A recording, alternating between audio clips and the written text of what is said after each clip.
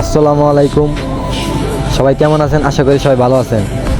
Hanif Mercedes packet গাড়ির Tangail bypass দুর্ঘটনার শিকার হয়েছে। অ্যাক্সিডেন্ট হওয়ার মূল কারণ হচ্ছে বৃষ্টি হওয়াতে রাস্তায় পিছলিত থাকায় গাড়ি স্লিপ কেটে উল্টে যায়। এতে অনেক লোক আহত হয়েছে। দেখে খুব কষ্ট লাগলো যে ওবিআই মোটরসের হানিফ মার্সিডিজ প্যাকেজ গাড়িটি অ্যাক্সিডেন্ট করলো। এখন জানি না কতজন আহত হয়েছে তা জানি না, কিন্তু আল্লাহ তাদেরকে সুস্থতা দান করুক, এটাই কামনা করছি। আসসালামু আলাইকুম।